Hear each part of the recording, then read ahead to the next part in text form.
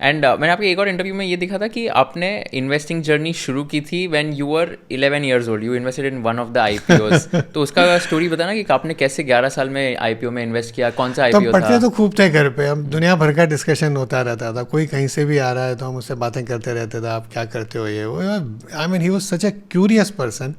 The one thing my father gave me, grandfather gave me, family gave me was a sense of curiosity, जानने की इच्छा, कुछ भी हर चीज़ में इंटरेस्ट होना चाहिए, ऑब्जर्वर रहो, सीखते रहो। सो उस समय में वो तो जो भारत था 70s 80s का, तो उसमें एवरीथिंग वाज इन शॉर्टेज, हर चीज़ के लिए कोटा लाइसेंस चाहिए, हर चीज़ के लिए कोई परमिट चाहिए, हर चीज़ के लिए आपको कोई पहचान चाहिए, बिकॉज हर चीज़ शॉर्टेज में थी इंडिया में।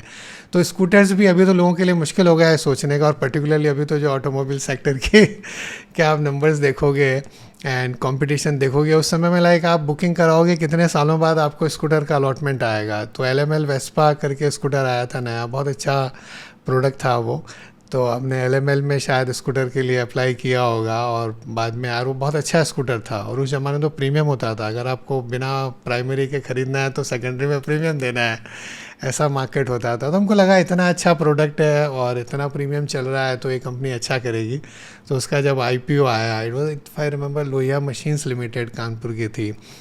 बाय द वे मतलब वो बेटर स्कूटर था बाकी सबसे, पर वो चली नहीं कंपनी। तो कई बार मैं बताता हूँ कि प्रोडक्ट एंड बिजनेस और प्रॉफिटेबिलिटी एंड स्टॉक प्राइस, इन सब में बड़ा गैप हो सकता है। So that was like one example. तो हमने ऐसे ही IPO में अप्लाई किया, मेरे को अच्छी तरह से याद है, मैंने किन के ऑफिस में बैठ के फॉर्म भरा, उस टाइम पे डिमांड ड्राफ्ट लेना पड़ता था बैंक से, ड्राफ्ट अटैच किया, एप्लीकेशन भेजी, रोज़ इंतजार करते थे पोस्टमैन से जब वो रिफ़ंड आएगा या अलॉटमेंट आएगा। अलॉटमेंट आ गया तो सब कुछ 65-70 रुपये का भाव था, तो रोज़ उसका अखबार में भाव पढ़ते थे। रोज खुद तो पता नहीं 100 शेयर भी नहीं थे शायद अलॉटमेंट का, तो अच्छा लगता था।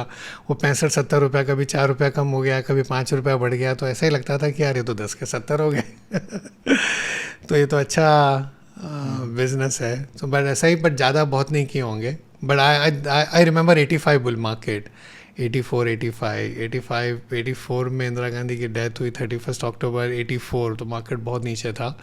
85 में बहुत तेज़ी आई बाज़ार में, एंड उस समय तो बहुत स्टॉक एक्सचेंज होते थे, जयपुर स्टॉक एक्सचेंज भी था, तो उनके प्राइसेस अलग अलग आते थे। Jaipur stock exchange, Delhi stock exchange, Bombay stock exchange, जब अखबार में फुल पेज पे ऐसे ऐसे प्राइसेस आते थे तो वो हम पढ़ते थे। कुछ कुछ स्टॉक कोई पर्टिकुलर स्टॉक एक्सचेंज में ज़्यादा ट्रेड हो रहे हैं and all that. So I remember that, daily diary लिखता था मैं, तो बोला आज ये हुआ, आज ये हुआ, आज ये हुआ। If you learned something new from this video, do share it with your friends and subscribe to this channel so that we can bring you the best content possible. Also, if you want to watch this entire episode, click on the link in the description box and you can go to Kushal Lodha YouTube channel and watch the entire podcast episode. Thank you so much for watching this and have an amazing day.